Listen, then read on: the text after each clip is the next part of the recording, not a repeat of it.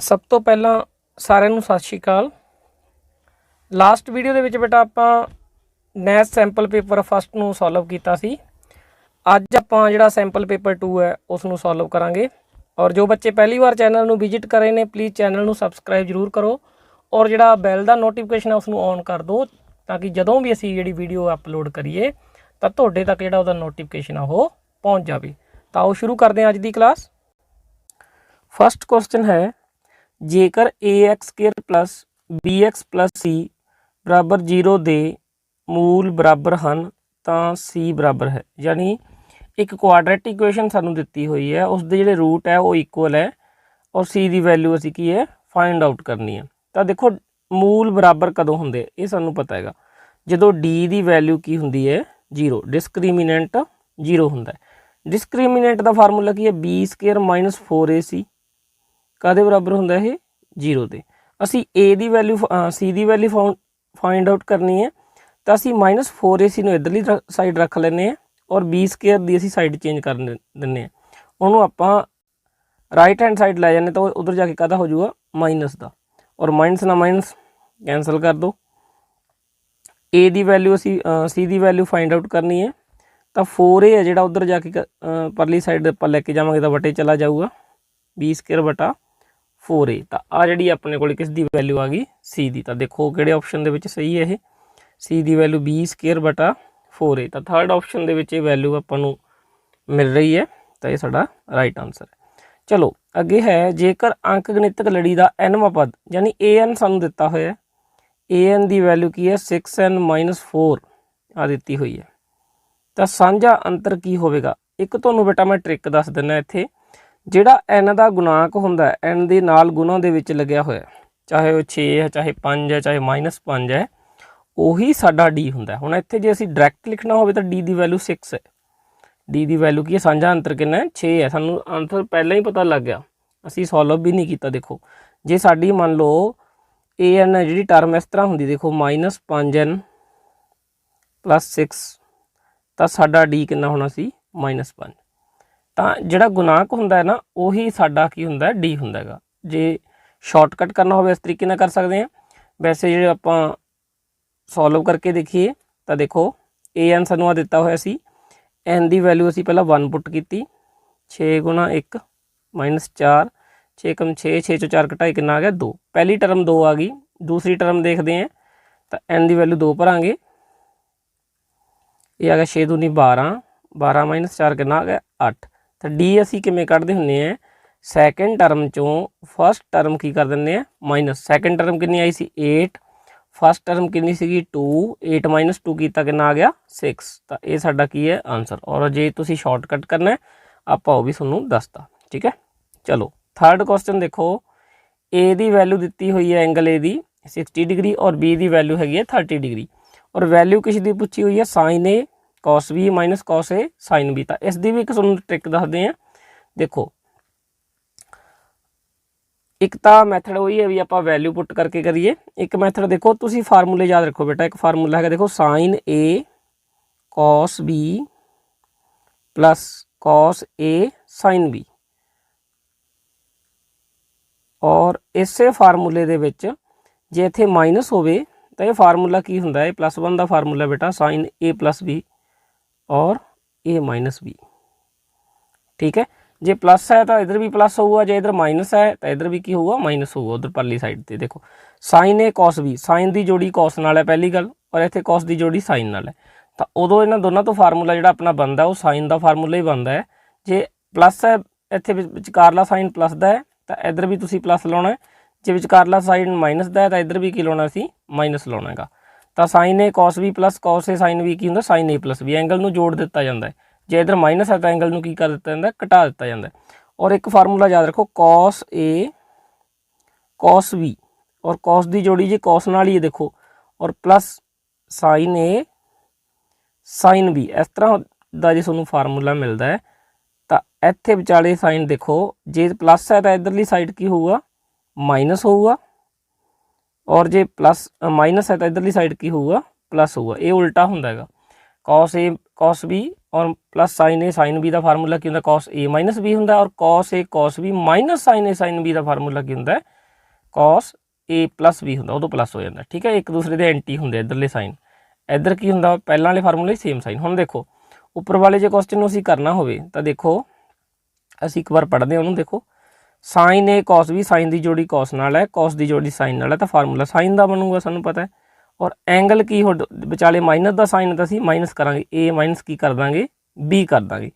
हुण साइन ए कितना सीगा साडे कोल देखो 60 डिग्री, साइन ए कितना सीगा 60 डिग्री और बी कितना 30 डिग्री। और साइन चो 60 चो आप 30 डिग्री घटावांगे तो साडे कोल कितना बच गया 30 डिग्री बच गया। साइन 30 डिग्री की वैल्यू देखो और साइन 30 डिग्री की वैल्यू कितनी 1/2। तो असीं इसनूं शॉर्टली कर सकते हैं जे साडे दो फार्मूले याद है। ठीक है, और जे इत्थे प्लस का साइन हुंदा तो असीं प्लस करना सी। कॉस वाले फार्मूले दे विच जदों कॉस नाल कॉस की जोड़ी हुंदी है और साइन की साइन नाल, उदों फार्मूला कॉस का अपलाई हुंदा है। और जे असीं डायरैक्टली करना होवे जिवें आपां पहलां करदे हुंदे आपां उवें कर लैंदे आ। Sine A cos B minus cos B cos A sine B, cos A sine B. English medium च थोड़ी स्टेटमेंट रॉन्ग लिखी गई, इत्थे बी की जगह की है ए है। साइन ए साइन यानी 60 डिग्री, साइन ए कितना साडे कोले 60 डिग्री, बी कितना 30 डिग्री। ए कितना 60 डिग्री और बी कितना 30 डिग्री है, याद रखियो।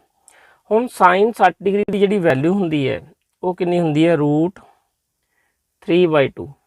कितनी हुंदी है वैल्यू साइन 60 डिग्री की √3/2 और cos 30 डिग्री की वैल्यू भी यही होंगी है √3/2।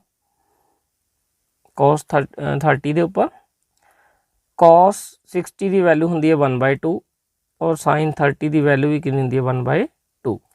तो ये बन गया साढ़े को 3/4 माइनस 1/2 की 1/2 ने मल्टीप्लाई की वो बन गया 1/4। 4 साडा एलसीएम आ गया और 3 - 1 कितना हो गया 2/4। तो ये साढ़े को आ गया, इन कैंसल करो 2 इन्हें कैंसल हो गया, 2 1 जा 1 और 2 2 जा 2। तो ये आ गया साढ़े को 1/2। तो जे असी वैल्यू पुट करके करना है फिर इस तरीके ना कर सकते हैं। नैक्सट क्वेश्चन देखो, इसका जो आंसर सीगा सानू मिल गया कितना 1/2 है। अगे है इन्हां संख्यावां की मध्यिका की होगी। मध्यिका के लिए पहली गल तो बेटा जिहड़े सानू अंकड़े या डाटा दिता हुंदा है उन्होंने असीं वाधे क्रम दे विच लिखते हैं। पहला सब तो छोटी टर्म, फिर उस तो वड्डी, फिर उस तो वड्डी, फिर उस तो वड्डी। देखो ये पहला ही वाधे क्रम दे विच हैगियां, देखो ध्यान नाल देखो पहला ही ये वाधे क्रम दे विच हैगियां। जे असीं इधरों 2 छड्ड दईए इधरों 2 छड्ड दईए विचकार 2 टर्मां बचदियां क्योंकि सारियां कितनियां सी 6 सीगियां। तो इत्थे 2 बच गई विचकार दी। जो 2 विचकार बच जान तो उदों जिहड़ी मध्यिका असीं किवें फाइंड आउट करते हैं। लास्ट लैक्चर दे विच भी आपां गल कीती सी, दोनां नूं जोड़ दिता जांदा है और 2 ते की करना हुंदा है भाग कर देना होंगे। 12 ते 8 में जोड़ांगे 20 बन गया और 20/2 कितना आ गया कट के 10। तो ये साडा की आ गया राइट आंसर आ गया 10। अगे चलते हैं नैक्सट क्वेश्चन।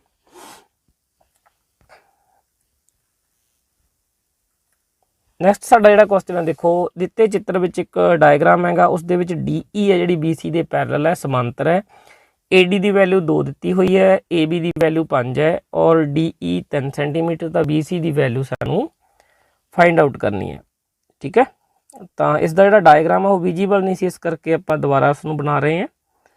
तो उसका जो डायग्राम है देखो इस तरीके नाल है। मान लो एक ट्रायंगल हैगी साडे कोल ABC AB और C और एक जी लाइन है वो BC के पैरेलल है। मान लेने वो लाइन की है DE है। हुण वैल्यू की दी हुई सी सानू वैल्यू दित्तियां हुई सी। देखो पहला सानू क्या होया सी AD की वैल्यू कितनी है साडे कोले 2 सेंटीमीटर। AD की वैल्यू कितनी है 2 सेंटीमीटर और AB इत्थों लैके आ सारी वैल्यू आ वाली ये सानू दित्ती हुई है 5 सेंटीमीटर और DE दित्ती हुई है 3 सेंटीमीटर। BC की वैल्यू असी फाइंड आउट करनी है। तो देखो जिहड़ी उपर ट्रायंगल बन रही है ADE ट्रायंगल ADE और जिहड़ी वड्डी ट्रायंगल साडी ओह ABC, ये दोनों सिमिलर है। क्यों सिमिलर है? दोनों ट्रायंगल समरूप है दोनों त्रिभुजां। क्यों? क्योंकि जो 2 लाइनां पैरेलल होंदियां देखो आ वाला एंगल ते आ एंगल और इधरों आ एंगल ते आ एंगल, दो एंगल देख, ठीक है ना। डी एंगल और बी एंगल, ई एंगल और सी एंगल, ये दोनों बराबर आपस च बराबर होणगे। डी एंगल किस दे बराबर होगा, बी दे। ई एंगल किस दे बराबर होगा, सी दे। क्यों, ये किहड़े कोण हुंदे आ, संगत कोण हुंदे, संगत कोण।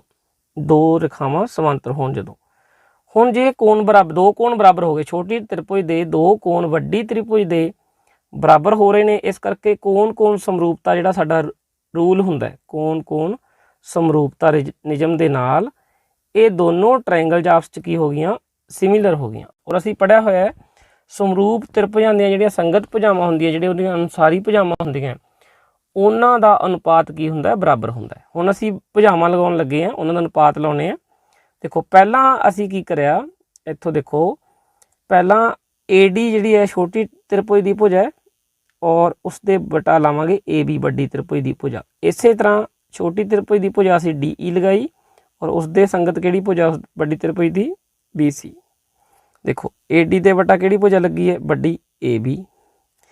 DE दे वटा किहड़ी भुजा लगी है, BC। ठीक है, AD की वैल्यू पुट कर दो 2, AB की वैल्यू कितनी दी हुई है 5, DE की वैल्यू कितनी दी है 3, BC की वैल्यू असीं कढ लांगे।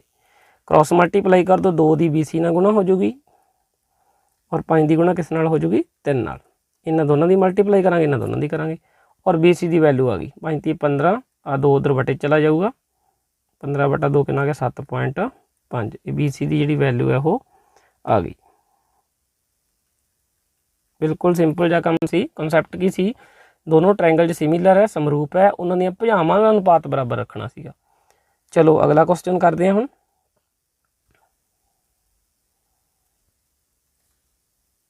नैक्सट साडा क्वेश्चन है, जेकर चक्री चतुर्भुज ABCD साइक्लिक क्वाड्रिलैटरल दे विच सानूं कहंदे कोण ABC अते कोण ADC 2:3 दे विच हन, तां कोण ADC पता करो। तो साइक्लिक जिहड़ी क्वाड्रिलैटरल हुंदी है, चक्री चतुर्भुज हुंदी है बेटा, उसकी एक खासियत हुंदी है, वो की हुंदी है, उसदे जिहड़े सन्मुख कोण हुंदे है उन्हां दा जोड़ 180 डिग्री हुंदा है। आपां ड्रॉ करदे हां साइक्लिक क्वाड्रिलैटरल। मान लो एक साडे कोले चक्री चतुर्भुज है, असीं उसनूं बना लिया। पहला साडे कोले A B C और D, आपां नूं की क्या होया है, जिहड़े एंगल हैगे ABC और ADC, इन्हां दा अनुपात 2:3 है। कितना 2:3। तो मान लेने पहला कोण है जिहड़ा 2x है, दूसरा कोण कितना है 3x। इस तरह कोण मन्ने जाते हैं, जदों अनुपात दिता हुंदा दो कोणां दा, तो उदों कोण किस तरह मन्ने, मान लो 2:3 सी, तो पहला कोण असीं मान लिया 2x है, और जिहड़ा दूसरा कोण है वो कितना है 3x है। ठीक है, हुण सानूं पता है जिहड़े सन्मुख कोण हुंदे चक्री चतुर्भुज दे, उन्हां दा जोड़ 2x ते 3x दा जोड़ कितना होआ 180 डिग्री। तो 5x की वैल्यू कितनी आ गई 180 डिग्री। इत्थों असीं x की वैल्यू फाइंड आउट कर लांगे 180 डिग्री बटा 5। इनू जो असीं कट्टांगे, ये कट्टिया जाऊगा 36 ते 5 × 15, 5 × 31 36 डिग्री। तो x की वैल्यू 36 डिग्री आ गई। हुण साडे कोले सानूं किहड़ा एंगल पुछया होया, सानूं पुछया होया एंगल ADC पता करो। तो एंगल ADC की वैल्यू कितनी सीगी 3x सीगी, 3x। तो 3 दी 36 नाल गुणा करांगे, कितना आ गया 108 डिग्री। तो सिंपल जी गल सी। पहला इस दे विच इक्को ही गल याद रखनी, चक्री चतुर्भुज दे विच साइक्लिक क्वाड्रिलैटरल दे विच आमने सामने दे जिहड़े कोण हुंदे आ उन्हां दा जोड़ 180 डिग्री हुंदा है। चलो नैक्सट क्वेश्चन देखो, इसका जिहड़ा आंसर सीगा वो 108 डिग्री। जे एक गोले की सतह का खेत्रफल सानूं दिता होया है, तो आयतन कितना होवेगा। देखो गोले की सतह का खेत्रफल की हुंदा हैगा, उसका फार्मूला हुंदा 4πr², और उसकी जिहड़ी वैल्यू है वो दिती हुई है सानूं 324 पाई। ये सानू गिवन है, गोले की सतह का खेत्रफल दिता होया है, और गोले की सतह का खेत्रफल का फार्मूला की होंदा 4πr²। ओदी वैल्यू कितनी है 324 पाई है। देखो पाई नाल पाई कट दो, 4 इधर वटे च आ जाएगा, इत्थे 4 नूं भी कैंसल कर देने,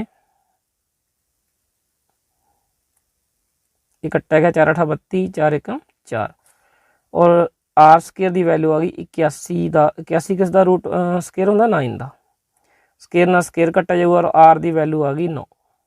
ਸਾਡੇ ਕੋਲੇ ਜਿਹੜਾ ਅਰਧ ਵਿਆਸ ਸੀ ਉਸ ਗੋਲੇ ਦਾ ਉਹ ਕਿੰਨਾ ਹੈਗਾ 9 ਹੈ। ਸਾਨੂੰ ਪੁੱਛਿਆ ਕੀ ਹੋਇਆ ਆਇਤਨ।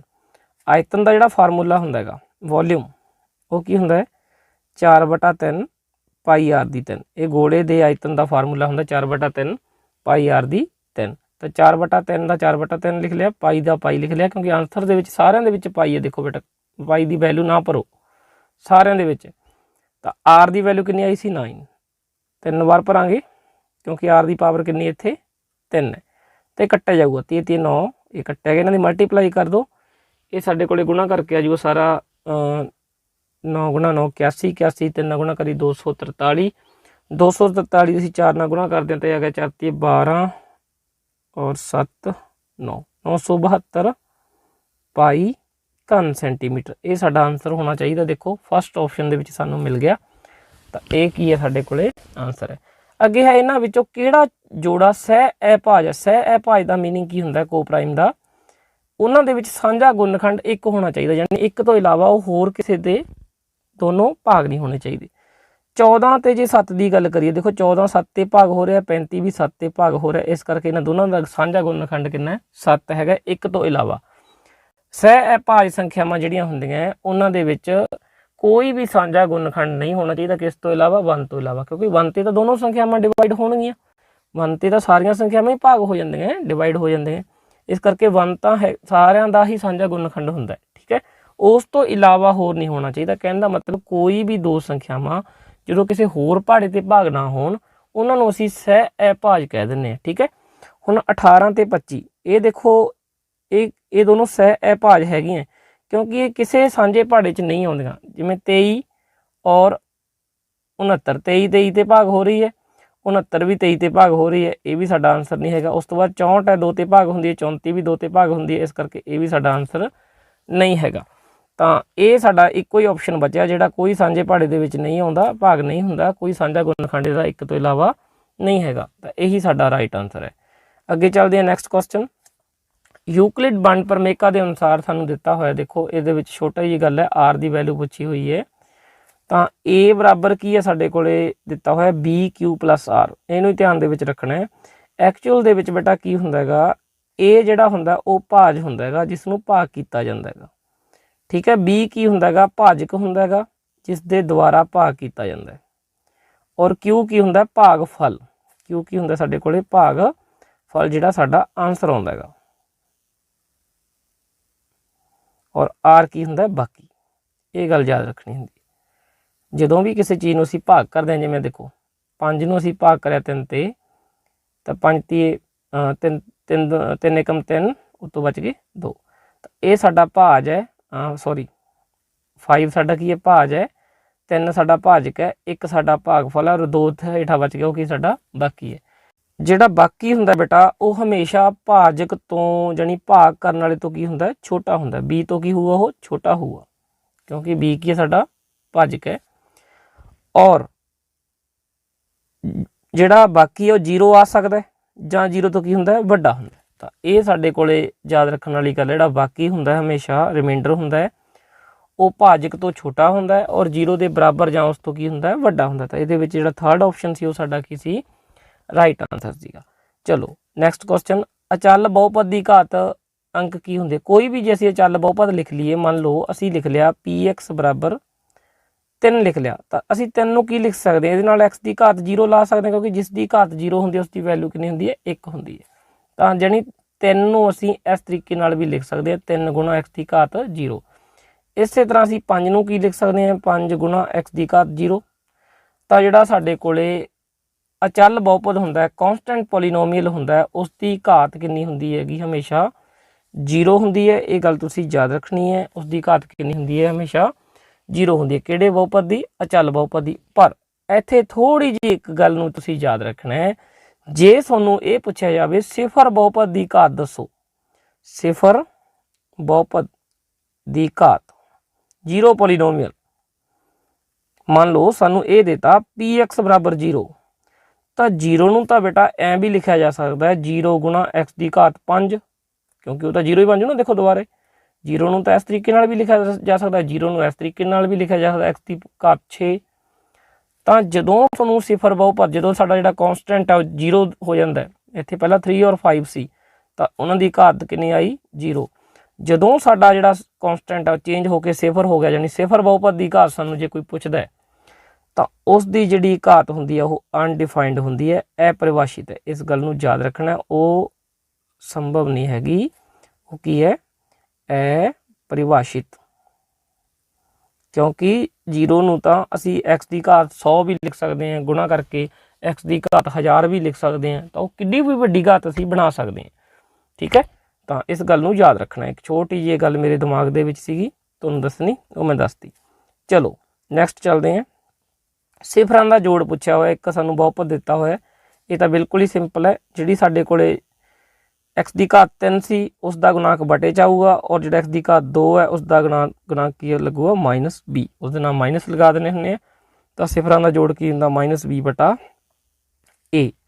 ਉਸ ਤੋਂ ਬਾਅਦ ਅਗਲਾ ਕੁਐਸਚਨ, x ਦੀ ਘਾਤ 0 ਅਤੇ y ਦੀ ਘਾਤ 0 ਦਾ ਕੀ ਹੱਲ ਹੋਵੇਗਾ। ਦੇਖੋ ਤੁਹਾਨੂੰ ਮੈਂ ਪਹਿਲਾਂ ਵੀ ਬੇਟਾ ਦੱਸਿਆ ਸੀ, ਪਿਛਲਾ ਜਿਹੜਾ ਆਪਾਂ ਪੇਪਰ ਸੋਲਵ ਕੀਤਾ ਸੀ ਉਸ ਦੇ ਵਿੱਚ ਵੀ ਮੈਂ ਤੁਹਾਨੂੰ ਕਲੀਅਰ ਕੀਤਾ ਸੀ ਵੀ ਜਿਹੜਾ x ਧੁਰਾ ਹੁੰਦਾ ਹੈਗਾ, ਇੱਕ y ਧੁਰਾ ਹੁੰਦਾ। ਠੀਕ ਹੈ, x ਧੁਰੇ ਦੀ ਜਿਹੜੀ ਸਮੀਕਰਨ ਜੇ ਤੁਹਾਨੂੰ ਕੋਈ ਪੁੱਛਦਾ ਉਹ ਹੁੰਦੀ ਹੈ ਬੇਟਾ y = 0, ਔਰ ਜਿਹੜਾ y ਧੁਰਾ ਹੁੰਦਾ ਉਸ ਦੀ ਜਿਹੜੀ ਸਮੀਕਰਨ ਹੁੰਦੀ ਹੈ ਉਹ ਹੁੰਦੀ ਹੈ x = 0। ਔਰ ਦੋਨੋਂ ਜਿੱਥੇ ਕੱਟਦੀਆਂ ਉਹ ਕਿਹੜੇ ਬਿੰਦੂ ਤੇ ਕੱਟਦੀਆਂ, ਮੂਲ ਬਿੰਦੂ ਤੇ, ਉਹੀ ਇਸ ਦਾ ਕੀ ਹੁੰਦਾ ਹੱਲ ਹੁੰਦਾ। ਤਾਂ 0 0 ਕੀ ਇਹਦਾ ਰਾਈਟ ਆਨਸਰ। ਠੀਕ ਹੈ, ਹੁਣ ਅੱਗੇ ਜੇ ਤੁਹਾਨੂੰ ਇਕੁਏਸ਼ਨ ਵੀ ਪੁੱਛੀ ਜਾਊਗੀ ਇਸੇ ਪੇਪਰ ਦੇ ਵਿੱਚ ਹੀ ਤੁਹਾਨੂੰ ਦੱਸਦੇ ਹਾਂ। ਅਗਲਾ ਕੁਐਸਚਨ ਦੇਖੋ, ਇਹਨਾਂ ਸਮੀਕਰਨਾਂ ਦੇ ਵਿੱਚ ਦੋ ਸਾਨੂੰ ਸਮੀਕਰਨਾਂ ਦਿੱਤੀਆਂ ਹੋਈਆਂ, ਪੁੱਛਿਆ ਹੋਇਆ ਗ੍ਰਾਫ ਕਿਸ ਤਰ੍ਹਾਂ ਦਾ ਬਣੂਗਾ। ਠੀਕ ਹੈ, ਪਹਿਲੀ ਸਾਡੇ ਕੋਲੇ ਜਿਹੜੀ ਸਮੀਕਰਨ ਹੈ ਬੇਟਾ ਉਹ ਹੈਗੀ ਹੈ 2x + 3y - √2 = 0। ਉਸ ਤੋਂ ਬਾਅਦ ਹੈ x - 2y - 8 = 0, ਇੱਥੇ 1 ਹੈ। ਪਹਿਲਾਂ ਆਪਾਂ x ਦੇ ਜਿਹੜੇ ਗੁਣਾਂਕ ਹੈ ਉਹਨਾਂ ਨੂੰ ਵਟਾ ਕਰਦੇ, 2/1 ਹੋ ਗਿਆ। ਫਿਰ ਜਿਹੜੇ y ਦੇ ਗੁਣਾਂਕ ਹੈ ਉਹਨਾਂ ਨੂੰ ਵਟਾ ਕਰਦੇ, ਇਹ ਆ ਗਿਆ 3/-2। ਇਹ ਦੋਨੋਂ ਹੀ ਬਰਾਬਰ ਨਹੀਂ ਆਏ, ਪਹਿਲੇ ਦੋ ਹੀ ਬਰਾਬਰ ਨਹੀਂ ਆਏ, ਇਹ 2/1 ਉਹ 3/-2 ਹੈ। ਤਾਂ ਜਦੋਂ ਪਹਿਲੇ ਦੋ ਗੁਣਾਂਕ ਬਰਾਬਰ, ਗੁਣਾਂਕਾਂ ਦਾ ਅਨੁਪਾਤ ਬਰਾਬਰ ਨਹੀਂ ਹੁੰਦਾ, ਉਦੋਂ ਕਿਹੜਾ ਹੱਲ ਹੁੰਦਾ ਹੈਗਾ, ਯੂਨੀਕ ਸੋਲੂਸ਼ਨ ਹੁੰਦਾ ਹੈ, ਵਿਲੱਖਣ ਹੱਲ ਹੁੰਦਾ ਹੈ, ਸਾਨੂੰ ਪਤਾ ਹੈਗਾ। ਔਰ ਜਿਹੜੀਆਂ ਰੇਖਾਵਾਂ ਹੁੰਦੀਆਂ ਇੱਕ ਬਿੰਦੂ ਦੇ ਉੱਪਰ ਕੱਟਦੀਆਂ, ਕਿਉਂਕਿ ਇੱਕ ਹੱਲ ਹੁੰਦਾ ਹੈ। ਠੀਕ ਹੈ, ਇੱਕ ਹੱਲ ਦੇ ਲਈ ਕੀ ਹੁੰਦਾ ਹੈ, ਰੇਖਾਵਾਂ ਇੱਕ ਬਿੰਦੂ ਤੇ ਕੱਟਦੀਆਂ, ਯਾਨੀ ਕਿਹੜੀਆਂ ਰੇਖਾਵਾਂ ਹੁੰਦੀਆਂ, ਕਾਟਵੀਆਂ ਰੇਖਾਵਾਂ। ਤਾਂ ਇੱਥੇ ਦੇਖੋ ਸੰਪਾਤੀ ਨਹੀਂ ਹੋਊਗਾ, ਸਮਾਂਤਰ ਨਹੀਂ ਹੋਊਗਾ, ਸਿਰਫ ਇੱਕ ਬਿੰਦੂ ਤੇ ਕੱਟਦੀਆਂ, ਤਾਂ ਇਹ ਕੀ ਹੋਊਗਾ ਰਾਈਟ ਆਨਸਰ ਹੋਊਗਾ। ਅੱਗੇ ਹੈ x ਧੁਰੇ ਤੇ ਕਿਸ ਬਿੰਦੂ ਦਾ ਕੋਟੀ, ਕਿਸੇ ਬਿੰਦੂ ਦਾ ਕੋਟੀ ਕਿੰਨਾ ਹੁੰਦਾ। ਇਹ ਆਪਾਂ ਹੁਣੀ ਉੱਪਰ ਡਾਇਗਰਾਮ ਬਣਾਈ ਸੀ, ਮੈਂ ਉਹਦੇ ਉੱਪਰ ਤੁਹਾਨੂੰ ਲੈ ਜਾਣਾ, ਲਾਸਟ ਪੇਜ ਤੇ ਸੀ, ਸੌਰੀ।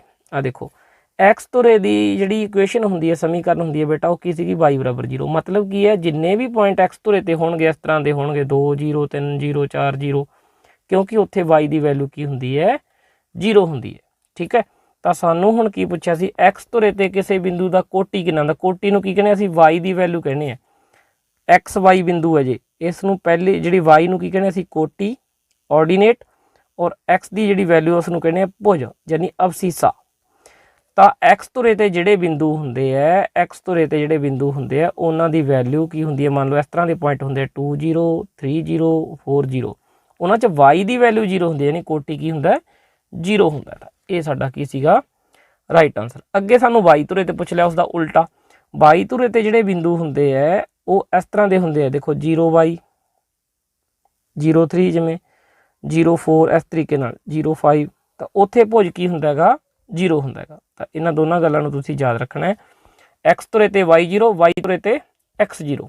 ਠੀਕ ਹੈ, ਔਰ x ਧੁਰੇ ਦੀ ਇਕੁਏਸ਼ਨ y = 0 ਔਰ y ਧੁਰੇ ਦੀ ਇਕੁਏਸ਼ਨ x = 0। ਚਲੋ ਅਗਲਾ ਕੁਐਸਚਨ ਦੇਖੋ, ਜੇਕਰ ਇੱਕ ਅੰਕ ਗਣਿਤਕ ਲੜੀ ਦਾ n ਵਾਂ ਪਦ ਦਿੱਤਾ ਹੋਇਆ, ਪਹਿਲੇ 10 ਪਦਾਂ ਦਾ ਜੋੜ ਪਤਾ ਕਰੋ। ਤਾਂ ਇੱਕ ਤੁਹਾਨੂੰ ਮੈਂ ਇੱਥੇ ਬੇਟਾ ਟ੍ਰਿਕ ਦੱਸਣ ਜਾ ਰਿਹਾ, ਆਸਾਨ ਜੀ, ਕਿਉਂਕਿ ਆਪਣਾ ਜਿਹੜਾ ਟੌਪਿਕ ਹੈਗਾ, ਆਪਣਾ ਜਿਹੜਾ ਪੇਪਰ ਆ ਉਹ ਮਲਟੀਪਲ ਚੋਇਸ ਕੁਐਸਚਨ ਹੁੰਦਾ ਹੈ। an ਦਿੱਤਾ ਹੋਇਆ ਸਾਨੂੰ, sn ਦੀ ਵੈਲਿਊ ਪੁੱਛੀ ਹੋਈ, ਤਾਂ ਤੁਸੀਂ ਕੀ ਕਰਨਾ ਹੈ, ਜਿਹੜਾ 7 ਹੈ ਕੌਂਸਟੈਂਟ ਟਰਮ ਹੈ ਜਿਹੜੀ ਦੇ ਵਿੱਚ n ਨਹੀਂ ਹੈਗਾ, ਉਹਦੇ ਨਾਲ n ਲਗਾ ਦੇਣਾ। ਠੀਕ ਹੈ, ਔਰ ਜਿਹਦੇ ਨਾਲ ਪਹਿਲਾਂ ਹੀ n ਲੱਗਿਆ ਹੋਇਆ ਉਹਦੇ ਨਾਲ ਇੱਕ n + 1/2 ਹੋਰ ਲਗਾਉਣਾ ਹੈ। n+1/2। ਤਾਂ ਤੁਸੀਂ ਇੱਥੇ n ਦੀ ਵੈਲਿਊ ਪੁੱਟ ਕਰ ਦਿਓ, ਤੁਹਾਡਾ ਆਨਸਰ ਆ ਜਾਏਗਾ। ਪਹਿਲੇ 10 ਭਰਨ ਦਾ ਜੋੜ ਪੁੱਛਿਆ ਸੀ, n ਦੀ ਜਗ੍ਹਾ 'ਤੇ ਅਸੀਂ 10 ਭਰਨਾ ਹੈਗਾ ਬਸ। n ਦੀ ਜਗ੍ਹਾ 'ਤੇ ਕਿੰਨਾ ਭਰਤਾ 10, 10 ਤੇ ਕਿੰਨਾ ਹੋ ਜੂ ਇੱਥੇ 11/2। ਕੱਟ ਦੋ, 2 5 10 ਕੱਟਿਆ ਗਿਆ। 7 ਨੂੰ 10 ਨਾਲ ਗੁਣਾ ਕੀਤੀ 70 ਮਾਈਨਸ 4 ਗੁਣਾ 5 ਗੁਣਾ 11, ਇਹ ਆ ਗਿਆ 4 5 20 ਤੇ ਇਹ ਆ ਗਿਆ 220 ਸਾਡੇ ਕੋਲ ਆ ਗਿਆ। 70 ਮਾਈਨਸ ਇਹ ਸਾਡੇ ਕੋਲ ਆ ਗਿਆ 220। ਤਾਂ ਆਨਸਰ ਕਿੰਨਾ ਆ ਗਿਆ -150। ਇਹ ਸਾਡੇ ਕੋਲ ਇੱਕ ਟ੍ਰਿਕ ਹੈ, ਜਿਹੜੀ ਕੌਂਸਟੈਂਟ ਟਰਮ ਹੈ ਉਹਦੇ ਨਾਲ n ਲਗਾਉਣਾ ਹੈ, ਔਰ n ਦੇ ਨਾਲ ਕੀ ਲਗਾਉਣਾ n+1/2। ਤਾਂ ਸਾਡਾ ਆਨਸਰ ਆ ਜਾਏਗਾ। ਔਰ ਜੇ ਆਪਾਂ ਪਹਿਲਾਂ ਵਾਲੇ ਮੈਥਡ ਨਾਲ ਕਰੀਏ ਤਾਂ an ਦੀ ਸਾਨੂੰ ਵੈਲਿਊ ਦਿੱਤੀ ਹੋਈ ਹੈ, ਕਿੰਨੀ ਹੈ 7 - 4n। ਪਹਿਲਾਂ n ਦੀ ਵੈਲਿਊ 1 ਪੁੱਟ ਕਰਾਂਗੇ ਤਾਂ 7 - 4 ਗੁਣਾ 1, 7 ਚੋਂ 4 ਘਟਾਇਆ ਕਿੰਨਾ ਆ ਗਿਆ 3 ਆ ਗਿਆ। ਔਰ d ਮੈਂ ਤੁਹਾਨੂੰ ਬੇਟਾ ਪਹਿਲਾਂ ਹੀ ਦੱਸਿਆ ਹੋਇਆ, ਜਿਹੜਾ n ਦੇ ਨਾਲ ਗੁਣਾ 'ਚ ਲੱਗਿਆ ਹੁੰਦਾ ਉਹੀ ਸਾਡਾ d ਹੁੰਦਾ। ਤਾਂ d ਕਿੰਨਾ ਇੱਥੇ -4 ਹੈ। ਤਾਂ ਹੁਣ Sn ਦਾ ਜੇ ਅਸੀਂ ਫਾਰਮੂਲਾ ਲਗਾਉਣੇ ਆ ਤਾਂ ਉਹ ਕੀ ਹੁੰਦਾ n/2, ਫਿਰ ਹੁੰਦਾ 2a n-1d। ਇੱਥੇ ਅਸੀਂ ਵੈਲਿਊ ਭਰਾਂਗੇ। n ਕਿੰਨਾ ਸੀਗਾ ਸਾਡੇ ਕੋਲ 10 ਟਰਮਾਂ ਦਾ ਜੋੜ ਕੱਢਣਾ ਹੈ 10/2, ਔਰ 2a ਕਿੰਨਾ ਸੀਗਾ 3 3 ਦੂਣੀ ਕਿੰਨਾ ਹੋ ਜਾਊਗਾ 6 ਮਾਈਨਸ n ਘਟਾ 1, 10 ਚੋਂ 1 ਘਟਾਇਆ 9, 9 ਦੀ ਗੁਣਾ ਕਿਹਦੇ ਨਾਲ ਕਰਾਂਗੇ d ਨਾਲ, d ਕਿੰਨਾ -4। ਤਾਂ ਇਹਨੂੰ ਅਸੀਂ ਸੋਲਵ ਕਰਦੇ ਹਾਂ। ਇਸ ਦੀ ਵੈਲਿਊ ਦੇਖੋ, ਇਹ 10/2 ਕੱਟ ਕੇ ਕਿੰਨਾ ਆ ਗਿਆ 5। ਇੱਥੇ ਹੈਗਾ 6 ਆ -36 ਬਣ ਜਾਏਗਾ, ਪਲੱਸ ਦਾ 6 36 ਤਾਂ ਇਹ ਆ ਗਿਆ -30, ਕਿੰਨਾ ਆ ਗਿਆ -150। ਦੋਨੋਂ ਮੈਥਡ ਨਾਲ ਦੇਖੋ ਸੇਮ ਆਨਸਰ ਆ ਰਿਹਾ। ਤਾਂ ਟ੍ਰਿਕ ਵਾਲਾ ਜਿਹੜਾ ਫਾਰਮੂਲਾ ਉਹ ਈਜੀ ਹੈ, ਥੋੜ੍ਹਾ ਜਿਹਾ ਆਸਾਨੀ ਨਾਲ ਹੀ ਆਨਸਰ ਆ ਜਾਂਦਾ, ਤਾਂ ਉਸ ਨੂੰ ਜ਼ਰੂਰ ਫੋਲੋ ਕਰੋ। ਚਿੱਤਰ ਵਿੱਚ ਦਿੱਤੇ ਸਮਭੁਜੀ ਤ੍ਰਿਭੁਜ ABC ਦਾ ਪਰਿਮਾਪ ਪਤਾ ਅਸੀਂ ਕਰਨਾ। ਦੇਖੋ ਸਾਨੂੰ ਕੀ ਦਿੱਤਾ ਹੋਏਗਾ, ਸਾਨੂੰ AD ਦੀ ਵੈਲਿਊ ਹੈ ਜਿਹੜੀ ਉਹ ਦਿੱਤੀ ਹੋਈ ਹੈ। AD ਕੀ ਹੈ ਇਸ ਤ੍ਰਿਭੁਜ ਦੇ ਵਿੱਚ, ਦੇਖੋ ਜਦੋਂ BD ਤੇ DC ਦੋਨੋਂ ਬਰਾਬਰ ਹੈ ਸਮਭੁਜੀ ਤ੍ਰਿਭੁਜ ਦੇ ਵਿੱਚ, ਤਾਂ ਕੀ ਹੈ ਸਾਡੇ ਕੋਲੇ ਸਿਖਰ ਲੰਬ ਹੈ। ਠੀਕ ਹੈ, ਤਾਂ ਸਿਖਰ ਲੰਬ ਦੀ ਜਿਹੜੀ ਵੈਲਿਊ ਹੁੰਦੀ ਹੈ, ਸਿਖਰ ਲੰਬ ਦਾ ਜਿਹੜਾ ਫਾਰਮੂਲਾ ਉਹ ਕੀ ਹੁੰਦਾ ਹੈਗਾ ਸਾਡੇ ਕੋਲੇ √3/2a। ਇਹ ਸਾਡੇ ਕੋਲੇ ਕੀ ਹੁੰਦਾ ਹੈਗਾ, ਕਿਸੇ ਵੀ ਸਮਭੁਜੀ ਤ੍ਰਿਭੁਜ ਦਾ ਸਿਖਰ ਲੰਬ ਹੁੰਦਾ ਹੈ। ਔਰ √3/4 ਕੀ ਹੁੰਦਾ ਹੈਗਾ, ਉਸ √3/4 a ਸਕੁਅਰ ਉਸਦਾ ਕੀ ਹੁੰਦਾ ਏਰੀਆ ਹੁੰਦਾ। ਤਾਂ ਇਸ ਗੱਲ ਨੂੰ ਯਾਦ ਰੱਖਣਾ ਹੈ, ਸਾਡੇ ਕੋਲ ਸਿਖਰ ਲੰਬ ਹੁੰਦਾ ਹੈ √3/2a। ਔਰ ਇਸ ਦੀ ਵੈਲਿਊ ਕਿੰਨੀ ਦਿੱਤੀ ਹੋਈ ਹੈ 10√3। √3 ਨਾਲ √3 ਕੀ ਹੋ ਗਿਆ ਕੈਂਸਲ। a ਦੀ ਵੈਲਿਊ ਕਿੰਨੀ ਆ ਗਈ 10 ਦੀ 2 ਨਾਲ ਗੁਣਾ ਹੋ ਜੂਗੀ 20 ਸੈਂਟੀਮੀਟਰ। ਸਾਨੂੰ ਜਿਹੜੀ ਉਸਦੀ ਸਾਈਡ ਹੈ ਟ੍ਰਾਇੰਗਲ ਦੀ ਪਤਾ ਚੱਲ ਗਈ, ਸਮਭੁਜੀ ਦੀ ਕਿੰਨੀ ਹੈ 20 ਸੈਂਟੀਮੀਟਰ ਇਹ ਹੋ ਜੂਗੀ, 20 ਸੈਂਟੀਮੀਟਰ ਹੀ ਇਹ ਹੋ ਜਾਊਗੀ, ਔਰ ਹੇਠਾਂ ਵਾਲੀ ਵੀ ਕਿੰਨੀ ਹੋਗੀ 20 ਸੈਂਟੀਮੀਟਰ। ਸਾਨੂੰ ਪਰਿਮਾਪ ਪੁੱਛਿਆ ਹੋਇਆ ਹੈ, ਪੈਰੀਮੀਟਰ ਪੁੱਛਿਆ ਹੋਇਆ, ਤਾਂ ਅਸੀਂ 3 ਵਾਰ 20 ਨੂੰ ਕੀ ਕਰਾਂਗੇ ਜੋੜ ਦਾਂਗੇ। ਤਿੰਨੇ ਭੁਜਾਵਾਂ ਦਾ ਜੋੜ 20 + 20 + 20 ਕਿੰਨਾ ਆ ਗਿਆ ਸਾਡੇ ਕੋਲੇ 60 ਸੈਂਟੀਮੀਟਰ। ਚਲੋ ਅੱਗੇ ਚੱਲਦੇ ਹਾਂ। ਦੋ ਗੋਲਿਆਂ ਦੀ ਸਤ੍ਹਾ ਦੇ ਖੇਤਰਫਲ ਦਾ ਅਨੁਪਾਤ ਦਿੱਤਾ ਹੋਇਆ 16:9 ਹੈ। ਇਹਨਾਂ ਦੇ ਆਇਤਨ ਦਾ ਅਨੁਪਾਤ ਦੱਸੋ। ਦੇਖੋ ਕਿਸ ਦਾ ਸਾਨੂੰ ਅਨੁਪਾਤ ਦਿੱਤਾ ਹੋਇਆ, ਗੋਲੇ ਦੀ ਸਤ੍ਹਾ ਦੇ ਖੇਤਰਫਲ ਦਾ। ਮੰਨ ਲਓ ਪਹਿਲੇ ਗੋਲੇ ਦੀ ਜਿਹੜੀ ਸਤ੍ਹਾ ਦੀ ਖੇਤਰਫਲ ਦਾ ਫਾਰਮੂਲਾ 4πr1² ਲਿਖ ਦਿੰਦੇ ਅਸੀਂ, ਦੂਸਰੇ ਨੂੰ ਲਿਖ ਦਿੰਦੇ ਹਾਂ 4πr2²। ਦੋਨੋਂ ਗੋਲਿਆਂ ਦਾ ਅਨੁਪਾਤ ਕਿੰਨਾ ਹੈਗਾ ਖੇਤਰਫਲ ਦਾ 16:9 ਹੈ, ਤਾਂ 16/9 ਹੈ। ਪਹਿਲੇ ਦਾ ਗੋਲੇ ਦੀ ਸਤ੍ਹਾ ਦੇ ਖੇਤਰਫਲ ਦਾ ਫਾਰਮੂਲਾ ਲਗਾ ਲਿਆ, ਦੂਸਰੇ ਦਾ ਲਗਾ ਲਿਆ, ਦੋਨਾਂ ਦਾ ਬਟਾ ਕਰ ਲਿਆ, ਅਨੁਪਾਤ ਆ ਗਿਆ, ਉਹ 16/9 ਦਿੱਤਾ ਹੋਇਆ। ਇੱਥੇ 4π ਨਾਲ 4π ਕੱਟ ਦੋ। 16 ਕਿਸ ਦਾ ਸਕੁਅਰ ਹੁੰਦਾ 4 ਦਾ, ਔਰ 9 ਕਿਸ ਦਾ ਹੁੰਦਾ ਹੈਗਾ 3 ਦਾ। ਤਾਂ ਸਾਡੇ ਕੋਲ ਇੱਥੋਂ ਵੈਲਿਊ ਆ ਗਈ r1/r2। ਦੇਖੋ ਸਕੁਅਰ ਮੈਂ ਇਕੱਠਾ ਕਰਤਾ, ਉਧਰ 4/3 ਦਾ ਸਕੁਅਰ ਕਰਤਾ। ਠੀਕ ਹੈ, ਸਕੁਅਰ ਨਾਲ ਸਕੁਅਰ ਕੈਂਸਲ। ਤਾਂ r1/r2 ਦੀ ਵੈਲਿਊ ਕਿੰਨੀ ਆ ਗਈ 4/3 ਆ ਗਈ। ਆਇਤਨ ਦਾ ਅਨੁਪਾਤ ਸਾਨੂੰ ਪੁੱਛਿਆ ਹੋਇਆ, ਪਹਿਲੇ ਗੋਲੇ ਦਾ ਆਇਤਨ ਜਿਹੜਾ ਹੋਊਗਾ ਉਹ ਹੋਊਗਾ 4/3 πr1³, ਕਿਉਂਕਿ ਗੋਲੇ ਦਾ ਆਇਤਨ ਕੀ ਹੁੰਦਾ 4/3 πr ਦੀ 3 ਹੁੰਦਾ। ਇਸੇ ਤਰ੍ਹਾਂ ਦੂਸਰੇ ਗੋਲੇ ਦਾ ਜਿਹੜਾ ਆਇਤਨ ਹੋਊਗਾ ਉਹ ਹੋਊਗਾ 4/3 πr2³। ਠੀਕ ਹੈ, ਹੁਣ ਇਹਦੀ ਵੈਲਿਊ ਫਾਈਂਡ, ਇਹਦਾ ਅਨੁਪਾਤ ਅਸੀਂ ਕੱਢਣਾ ਹੈ। 4/3 π ਨਾਲ 4/3 π ਡਾਇਰੈਕਟ ਕੱਟ ਦੋ। r1/r2 ਦਾ ਕਿਊਬ ਬਣ ਗਿਆ ਇਹ। ਠੀਕ ਹੈ, r1/r2 ਸਾਨੂੰ ਪਤਾ ਕਿੰਨਾ ਸੀਗਾ 4/3 ਸੀ, ਉਸ ਦੀ ਪਾਵਰ ਕਿੰਨੀ ਆ ਗਈ 3। ਆ ਸਾਡੇ ਕੋਲ R1 ਬਟਾ R2 ਦੀ ਅਸੀਂ ਵੈਲਿਊ ਪਹਿਲਾਂ ਕੱਢੀ ਸੀਗੀ। ਹੁਣ 4 ਦੀ 3 ਵਾਰ ਗੁਣਾ ਕਰਾਂਗੇ, ਹੇਠਾਂ 3 ਦੀ 3 ਵਾਰ ਗੁਣਾ ਕਰਾਂਗੇ ਤਾਂ 4 ਦੀ 3 ਵਾਰ ਗੁਣਾ ਕੀਤੀ ਕਿੰਨਾ आ गया ਸਾਡੇ ਕੋਲੇ 64 और 3 ਦੀ ਗੁਣਾ ਕੀਤੀ ਤਾਂ ਕਿੰਨਾ आ गया 27। ਤਾਂ ਆਨਸਰ ਕੀ ਆ ਗਿਆ ਸਾਡਾ 64 ਅਨੁਪਾਤ 27। ਤਾਂ ਦੇਖੋ ਕੋਈ ਆਪਸ਼ਨ ਮਿਲ ਰਿਹਾ 64 ਅਨੁਪਾਤ 27 ਦਾ, ਪਹਿਲਾ ਆਪਸ਼ਨ ਸਾਨੂੰ ਮਿਲ ਜਾਏਗਾ। ਤਾਂ ਇਹ ਸਾਡਾ ਕੀ ਹੈ ਰਾਈਟ ਆਨਸਰ ਹੈ। ਅੱਗੇ ਹੈ 6 ਸੈਂਟੀਮੀਟਰ ਕਿਨਾਰੇ ਵਾਲੇ ਘਣ ਨੂੰ 2 ਸੈਂਟੀਮੀਟਰ ਵਾਲੇ ਛੋਟੇ ਘਣਾਂ ਦੇ ਵਿੱਚ ਕੱਟਿਆ ਜਾਂਦਾ ਹੈ ਤਾਂ ਇਸ ਤਰ੍ਹਾਂ ਬਣੇ ਛੋਟੇ ਘਣਾਂ ਦੀ ਸੰਖਿਆ ਪਤਾ ਕਰੋ। ਤਾਂ ਜਦੋਂ ਇਸ ਤਰ੍ਹਾਂ ਦਾ ਕੁਐਸਚਨ ਆਉਂਦਾ ਬੇਟਾ, ਜਿਹੜੀ ਚੀਜ਼ ਨੂੰ ਕੱਟਿਆ ਹੋਇਆ ਪਹਿਲਾਂ ਉਸ ਦਾ ਆਇਤਨ ਲਗਾਉਣਾ ਹੈ b1 ਬਟਾ ਜਿਹੜੀ ਚੀਜ਼ ਬਣਾਈ ਗਈ ਹੈ ਉਸ ਦਾ ਆਇਤਨ ਲਗਾਉਣਾ ਹੈ। ਤਾਂ ਦੋਨਾਂ ਦੀ ਜਿਹੜੀ ਕੀ ਹੈ ਗਿਣਤੀ ਬਣੀ, ਜਿਹੜੇ ਛੋਟੇ ਘਣ ਬਣੇ ਆ ਉਹਨਾਂ ਦੀ ਗਿਣਤੀ ਆ ਜਾਊਗੀ। ਵੱਡਾ ਜਿਹੜਾ ਸਾਡੇ ਕੋਲੇ ਘਣ ਸੀ ਉਸ ਦਾ ਆਇਤਨ ਕੀ ਹੋਊਗਾ 6 ਗੁਣਾ 6 ਗੁਣਾ 6 ਭੁਜਾ ਗੁਣਾ ਭੁਜਾ ਗੁਣਾ ਭੁਜਾ, ਇਹਦਾ ਫਾਰਮੂਲਾ ਹੁੰਦਾ ਹੈ। ਛੋਟਾ ਜਿਹੜਾ ਘਣ ਸੀ ਉਸ ਦਾ ਆਇਤਨ ਕੀ ਹੋਊਗਾ 6 2 ਗੁਣਾ 2 ਗੁਣਾ 2। ਤੈਨੂੰ ਕੱਟ ਦੋ 2 ਤੀਆ 6, ਇਧਰੋਂ ਫੇਰ ਕੱਟਿਆ ਗਿਆ 2 ਤੀਆ 6, ਇਹ ਵੀ ਕੱਟਿਆ ਗਿਆ 2 ਤੀਆ 6, 3 ਦੀ 3 ਵਾਰ ਗੁਣਾ ਕੀਤੀ 30 3 9 ਤੀਆ 27। ਤਾਂ ਘਣਾਂ ਦੀ ਗਿਣਤੀ ਕਿੰਨੀ ਆ ਗਈ 27 ਆ ਗਈ। 27 ਸਾਡਾ ਕੀ ਹੈ ਇਹਦੇ ਵਿੱਚ ਰਾਈਟ ਆਨਸਰ ਹੈ। ਅੱਗੇ ਚੱਲਦੇ ਹਾਂ ਨੈਕਸਟ ਕੁਐਸਚਨ, ਦੋ ਪ੍ਰਮੇय ਸੰਖਿਆਵਾਂ ਦੇ ਵਿਚਕਾਰ ਕੋਈ ਪ੍ਰਮੇय ਸੰਖਿਆ ਨਹੀਂ ਹੁੰਦੀ, ਇੱਕ ਪ੍ਰਮੇय ਸੰਖਿਆ ਹੁੰਦੀ ਹੈ, ਅਨੰਤ ਪ੍ਰਮੇय ਸੰਖਿਆਵਾਂ ਹੁੰਦੀਆਂ, ਇਹਨਾਂ ਵਿੱਚੋਂ ਕੋਈ ਨਹੀਂ। ਤਾਂ ਕਦੇ ਵੀ ਦੋ ਸੰਖਿਆਵਾਂ ਦੇ ਵਿੱਚ ਬੇਟਾ ਤੁਹਾਨੂੰ ਚਾਹੇ ਪ੍ਰਮੇय ਪੁੱਛਿਆ ਚਾਹੇ ਆਪਰਮੇय ਪੁੱਛਿਆ ਕੋਈ ਚੱਕਰ ਨਹੀਂ। ਦੋ ਪ੍ਰਮੇय ਸੰਖਿਆਵਾਂ ਦੇ ਵਿਚਕਾਰ ਚਾਹੇ ਤੁਹਾਨੂੰ ਪ੍ਰਮੇय ਪੁੱਛਿਆ ਹੋਵੇ ਚਾਹੇ ਅਪਰਮੇय ਪੁੱਛਿਆ ਹੋਵੇ ਤਾਂ ਉੱਥੇ ਅਨੰਤ ਪ੍ਰਮੇय ਅਤੇ ਅਨੰਤ ਅਪਰਮੇय ਸੰਖਿਆਵਾਂ ਹੁੰਦੀਆਂ। ਤਾਂ ਇਹਦਾ ਤੀਸਰਾ ਆਪਸ਼ਨ ਕੀ ਹੈਗਾ ਰਾਈਟ ਆਨਸਰ ਹੈ। ਅੱਜ ਦੀ ਕਲਾਸ ਦੇ ਵਿੱਚ ਬੇਟਾ ਆਪਾਂ ਨੈਕਸਟ ਸੈਂਪਲ ਪੇਪਰ 2 ਦੇ ਪਹਿਲੇ 20 ਕੁਐਸਚਨ ਨੂੰ ਸੋਲਵ ਕੀਤਾ ਔਰ ਬਾਕੀ ਦੇ ਜਿਹੜੇ ਕੁਐਸਚਨ ਇਸ ਸੈਂਪਲ ਪੇਪਰ ਦੇ ਆਪਾਂ ਨੈਕਸਟ ਵੀਡੀਓ ਦੇ ਵਿੱਚ ਕਰਾਂਗੇ, ਕਿਉਂਕਿ ਵੀਡੀਓ ਦੀ ਲੈਂਥ ਬਹੁਤ ਜ਼ਿਆਦਾ ਹੋ ਜਾਂਦੀ ਹੈ, ਇਸ ਕਰਕੇ ਆਪਾਂ ਹਰ ਇੱਕ ਪੇਪਰ ਦੀਆਂ 2 ਵੀਡੀਓਜ਼ ਬਣਾ ਰਹੇ ਹਾਂ। ਤਾਂ ਉਮੀਦ ਕਰਦੇ ਤੁਹਾਨੂੰ ਅੱਜ ਦੀ ਕਲਾਸ ਦੇ ਵਿੱਚ ਵਧੀਆ ਸਮਝ ਆਇਆ ਹੋਵੇਗਾ ਔਰ ਆਪਣੀ ਮਿਹਨਤ ਨੂੰ ਇਸੇ ਤਰ੍ਹਾਂ ਜਾਰੀ ਰੱਖੋ। ਨੈਕਸਟ ਦੇ ਜਿਹੜੇ ਕੁਐਸਚਨ ਨੂੰ ਜਦੋਂ ਤੁਸੀਂ ਇਹਨਾਂ ਦੀ ਪ੍ਰੈਕਟਿਸ ਕਰਦੇ ਹੋ ਤਾਂ ਇਸ ਦੇ ਨਾਲ ਹੀ ਜਿਹੜੀਆਂ ਆਪਣੇ ਸਿੱਖਿਆ ਵਿਭਾਗ ਦੀਆਂ ਨਵੀਆਂ ਹਦਾਇਤਾਂ ਦੇ ਅਨੁਸਾਰ ਜਿਹੜੇ ਆਪਣੇ ਐਨੂਅਲ ਐਗਜ਼ਾਮ ਫਸਟ ਟਰਮ ਦੇ ਹੋਣੇ ਆ ਉਹਨਾਂ ਦੀ ਵੀ ਜਿਹੜੀ ਤੁਹਾਡੀ ਤਿਆਰੀ ਆ ਉਹ ਨਾਲ ਹੋ ਰਹੀ ਹੈ। ਔਰ ਦੂਸਰੀ ਗੱਲ, ਜਿੰਨੇ ਵੀ ਤੁਹਾਡੇ ਕਲਾਸਮੇਟ ਹੈ ਉਹਨਾਂ ਨੂੰ ਜਿਹੜੀ ਵੀਡੀਓ ਹੈ ਸ਼ੇਅਰ ਜ਼ਰੂਰ ਕਰਿਆ ਕਰੋ ਤਾਂ ਕਿ ਜਿਹੜੇ ਸਾਰੇ ਬੱਚੇ ਇਸ ਤੋਂ ਫਾਇਦਾ ਲੈ ਸਕਣ। ਮਿਲਦੇ ਹਾਂ ਅਗਲੀ ਕਲਾਸ ਦੇ ਵਿੱਚ। ਧੰਨਵਾਦ।